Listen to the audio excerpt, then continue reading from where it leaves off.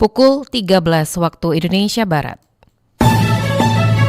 Radio Republik Indonesia Palembang dengan Warta Berita.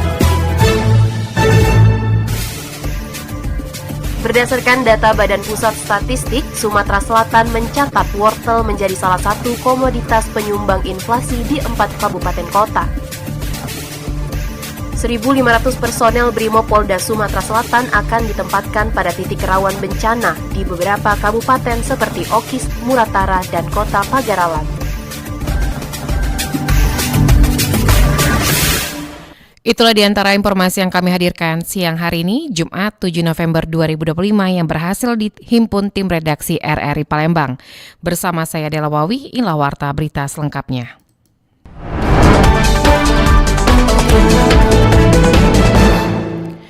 Pekan Kebudayaan Daerah Sumatera Selatan 2025 yang digelar Dinas Kebudayaan dan Pariwisata Provinsi Sumatera Selatan berlangsung pada 5 hingga 6 November 2025 resmi ditutup. Pekan Kebudayaan Daerah atau PKD Sumsel 2025 yang digelar oleh Dinas Kebudayaan dan Pariwisata atau Disbudpar Provinsi Sumatera Selatan berlangsung meriah di Taman Budaya Sriwijaya Jakabaring Palembang pada 5 hingga 6 November 2025. Kegiatan ini resmi ditutup oleh Pelaksana Tugas atau PLT Kepala Disbudpar Sumsel Panji Cahyanto yang mengapresiasi partisipasi dan antusias tinggi masyarakat serta peserta selama 2 hari pelaksanaan. Panji menyampaikan PKD Sumsel kelima tahun 2025 berjalan lancar dan penuh semangat dari para peserta, khususnya bagi generasi muda. Selama 2 hari pelaksanaan, kegiatan ini berlangsung aman dan sukses. Banyak peserta menunjukkan prestasi dan kreativitas yang luar biasa, serta animo masyarakat yang tinggi hingga penutupan. Panji berharap pada tahun mendatang jumlah peserta dapat meningkat dan jenis lomba semakin beragam untuk menarik minat masyarakat lebih luas. Ambias cukup besar ya, jadi sampai penutupan pun masih tetap ramai. Kemarin katanya sampai penuh ya, jadi alhamdulillah mungkin ke depan mudah-mudahan akan lebih ramai lagi dan akan lebih bervariasi kegiatannya ya. Sementara itu, Kasih Sejarah dan Purbakala Disbudpar Sumsel, Agung Saputro mengungkapkan bahwa para peserta yang berhasil meraih prestasi tahun ini masih dapat mengikuti kegiatan PKD pada tahun-tahun berikutnya. Dan lebih banyak daerah di Sumatera Selatan turut berpartisipasi. Ada 4 kategori lomba dan ada 32 pemenang tadi, dan lomba tari kreasi. Kemudian satu lagi lomba gitar tunggal irama batang 9. Total hadiahnya berapa katanya? Total kurang lebih 60 juta. Ditambahkan Agung, PKD Sumsel 2025 menghadirkan 4 kategori lomba dengan total 32 pemenang. Kategori tersebut meliputi lomba permainan rakyat atau olahraga tradisional cak cadang atau hadang, kategori putra dan putri, fashion show busana batik Sumatera Selatan, lomba gitar tunggal irama batang hari 9, dan lomba tari kreasi. Para pemenang menerima total hadiah sebesar 60 juta rupiah sebagai bentuk penghargaan atas dedikasi dalam melestarikan budaya daerah. Panji menambahkan ke depan pihaknya akan terus mendorong pelaksanaan kegiatan kebudayaan di Taman Budaya Sriwijaya sebagai pusat ekspresi seni dan budaya di Sumatera Selatan. Ia juga menyebutkan bahwa kegiatan seperti PKD menjadi bagian penting dalam aktivasi Taman Budaya yang merupakan indikator penilaian dari Kementerian Kebudayaan terhadap kinerja pelestarian budaya di daerah. Dari Palembang, Sumatera Selatan, Muhammad Irfan, Pro 1 RRI terus mengudara untuk Indonesia. Berdasarkan data Badan Pusat Statistik, Sumatera Selatan mencatat wortel menjadi salah satu komoditas penyumbang inflasi di 4 kabupaten kota. Berdasarkan data Badan Pusat Statistik BPS Sumatera Selatan mencatat bahwa wortel menjadi salah satu komoditas penyumbang inflasi di 4 kabupaten kota, salah satunya di Kota Palembang sebesar 0,01% pada bulan Oktober 2025. Kepala BPS Provinsi Sumatera Selatan, Wahyu Yulianto mengatakan, saat ini pasokan wortel memang sedang kurang di pasaran. Pihaknya masih mengkaji penyebab dari kurangnya pasokan tersebut. Wortel, nah ini wortel yaitu tadi pasokannya selain kurang di pasar, itu tadi kami belum secara detail melihat ya apakah memang itu juga berbagi pasokan dengan SPPG, karena berdasarkan amatan kami Pak, sayur-sayuran yang paling diminati oleh siswa-siswa itu wortel. Kemudian juga daging ayam ras, filet, ikan di filet, malah telur Kalau direbus nggak terlalu suka gitu. Jadi wortel ya selain pasokannya kurang, mungkin juga tadi karena banyak digunakan untuk SPBG karena ternyata banyak peminatnya. Sementara itu, salah satu pedagang sayur pasar Pahlawan Mus mengatakan pasokan wortel ia dapatkan dari pasar induk Jakabaring. Ia mengungkapkan bahwa harga wortel saat ini sudah mencapai Rp20.000 per kilogramnya, yang sebelumnya hanya Rp15.000 per kilogramnya. Menurut Mus, kenaikan ini mungkin disebabkan oleh program makan bergizi gratis. Biasanya kan dulu murah paling 15. Sekarang mungkin katanya banyak apa itu yang makanan gratis itu. Selain wortel, beberapa sayuran juga mengalami kenaikan harga.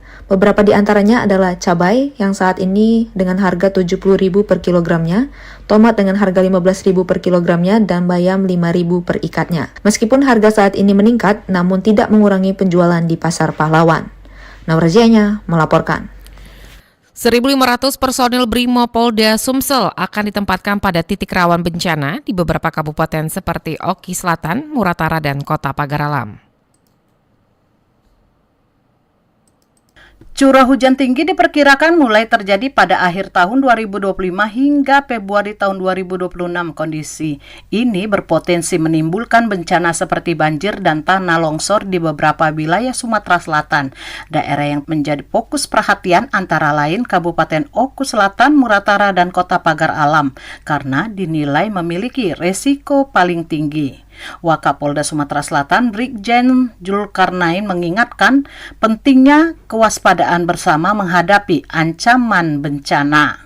Hal ini diungkapkan Wakapolda belum lama ini saat apel persiapan personil dalam menghadapi potensi bencana hidrometeorologi.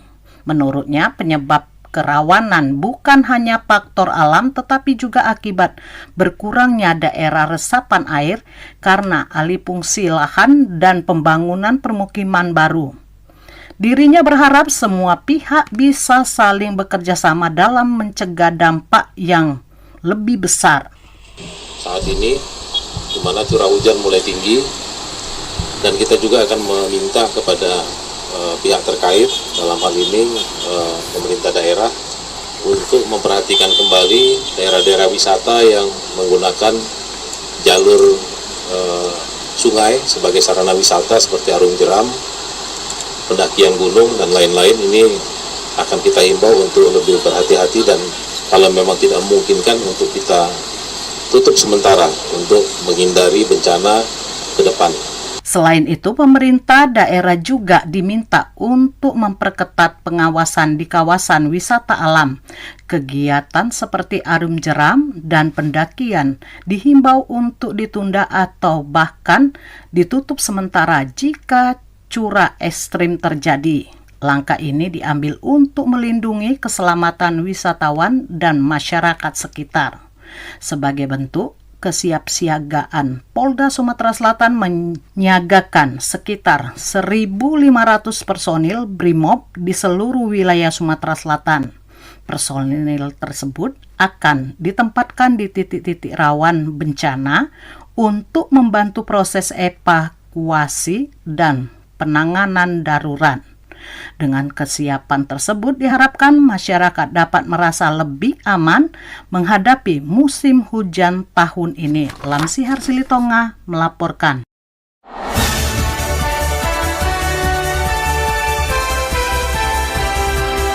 Warta Berita Radio Republik Indonesia Palembang.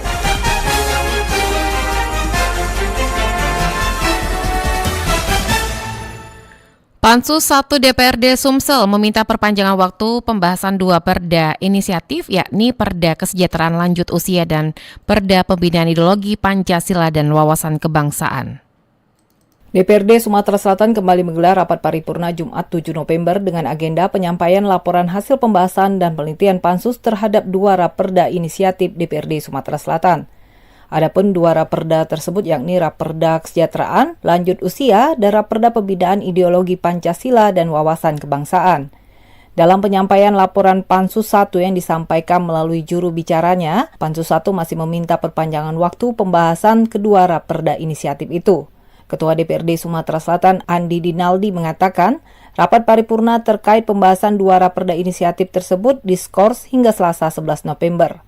Rapat paripurna DPRD Sumatera Selatan yang berlangsung hari ini sempat tertunda 2 kali karena dari 75 anggota DPRD Sumatera Selatan baru hadir 32 orang, sehingga rapat paripurna ditunda karena belum mencapai quorum. Rapat akhirnya dimulai dengan jumlah anggota yang hadir 37 orang meskipun belum quorum, namun rapat tetap dilanjutkan. Dari DPRD Sumatera Selatan, Nova Ariana melaporkan langsung terus mengudara untuk Indonesia. Pemerintah Provinsi Sumatera Selatan memberikan bantuan sarana dan prasarana perdagangan untuk 1.812 pelaku usaha mikro, kecil, dan menengah. Sekda Sumatera Selatan Edward Chandra mengatakan penyaluran bantuan itu diharapkan dapat memberikan dukungan nyata bagi pelaku usaha agar mampu berkembang dan meningkatkan produktivitas. Pihaknya berharap kegiatan ini dapat memberikan manfaat langsung bagi UMKM khususnya untuk mendukung keberlanjutan usaha mereka, dan program dukungan bagi UMKM akan terus digulirkan melalui sinergi lintas pihak baik oleh pemerintah pusat, pemerintah daerah, perbankan, asosiasi maupun sektor swasta.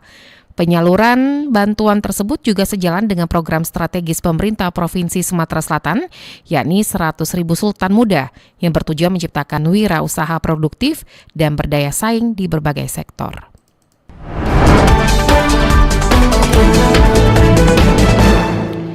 Pemkab mengubah rotasi sejumlah pejabat tinggi. Kepada seluruh pejabat yang baru dilantik, Bupati menekankan pentingnya loyalitas, tanggung jawab, dan semangat bekerja demi pelayanan yang optimal kepada masyarakat. Nomor urut 1, nama Samsul Bahri dalam jabatan Polisi Pamong Praja terakhir pada Puskesmas Jirak Jaya. Penyegaran struktur pejabat kembali dilakukan pemerintah Kabupaten Musi Banyuasin. Sejumlah pejabat dilantik untuk mengisi kekosongan jabatan di berbagai perangkat daerah, termasuk posisi Kepala Dinas Pendidikan dan Kebudayaan serta Kepala Dinas Perpustakaan dan Kearsipan. Suasana hikmat mewarnai acara pelantikan yang berlangsung di Pendopoan Gria Bumi Serasan Sekate Sekayu. Pelantikan dan pengambilan sumpah jabatan dipimpin langsung oleh Bupati Musi Banyuasin M. Toha Tohet, didampingi Wakil Bupati Kiai Abdurrahman Hussein. Acara ini turut pula dihadiri oleh jajaran Forum Koordinasi Pimpinan Daerah atau Forkopimda, anggota DPRD, serta sejumlah kepala perangkat daerah Musi Banyuasin. Hadir pula Dandim 0401 Muba, Kapolres Muba, dan Kepala BKPSDM Muba yang menyaksikan prosesi pelantikan. Dalam pelantikan tersebut, Bupati Toha melantik sejumlah pejabat eselon 2, diantaranya Insinyur Ahmad Tamrin sebagai Kepala Dinas Tanaman Pangan, Hortikultura, dan Peternakan, Dr. Asmi Darius Mansa sebagai Kepala Dinas Perpustakaan dan Kearsipan, Yayan sebagai Kepala Dinas Pendidikan dan Kebudayaan, serta Bustanul Arifin sebagai Kepala Dinas Perkebunan Muba. Bupati Toha juga mengingatkan para pejabat yang baru dilantik agar segera melakukan serah terima jabatan dan langsung bekerja menuntaskan target pembangunan yang telah ditetapkan. Ia menegaskan pentingnya bergerak cepat agar seluruh program pemerintah daerah dapat berjalan optimal sebelum akhir tahun anggaran. Selain itu, Bupati juga menekankan bahwa jabatan yang diemban adalah amanah yang harus dijalankan dengan penuh tanggung jawab, profesionalitas, dan integritas tinggi. Anggaran dilakukan para Bapak Dinas, mudah-mudahan bisa berulin dengan ada penyegaran, mudah-mudahan semangat lebih. Dengan terlaksananya pelantikan tersebut, pemerintah Kabupaten Musi Banyuasin berharap aparatur sipil negara semakin solid dalam menjalankan tugas pemerintahan serta memberikan pelayanan terbaik kepada masyarakat. Dari Musi Banyuasin, Muhammad Maulana, Pro 1 RRI terus mengudara untuk Indonesia.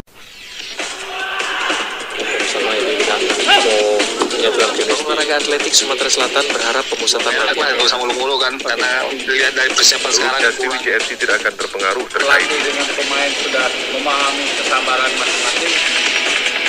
berita olahraga.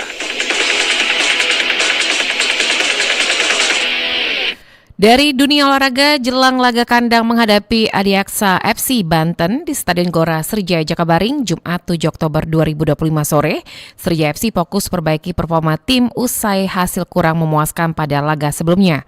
Pelatih Sriwijaya FC Budi Sudarsono menegaskan bahwa meski bermain di depan publik sendiri, timnya tidak boleh lengah. Meski bermain di kandang, anak asuhnya harus tetap waspada karena ia menilai Adiaksa FC Banten tim kuat dan bisa memanfaatkan setiap peluang. Budi menyebutkan evaluasi telah dilakukan menyeluruh, terutama di sektor pertahanan dan penyelesaian akhir yang kerap menjadi kendala tim. Tapi memang anak-anak dari poin itu aja sudah termotivasi untuk pertandingan. Jadi motivasinya oke, menurut saya juga. Tadi latihan kelihatan kan happy istilahnya. Ya seperti itulah. Saat ini Serja FC menempati posisi ke-10 klasemen sementara grup 1 dengan 2 poin dari 8 pertandingan dan berharap hasil positif di laga ini menjadi momentum kebangkitan. Pendengar, informasi tadi mengakhiri Warta Berita siang ini. Produksi Radio Republik Indonesia Palembang. Informasi lainnya dapat Anda akses melalui website kami di rri.co.id. Mewakili kerabat kerja yang bertugas, saya Dela Wawi, undur diri dan sampai jumpa.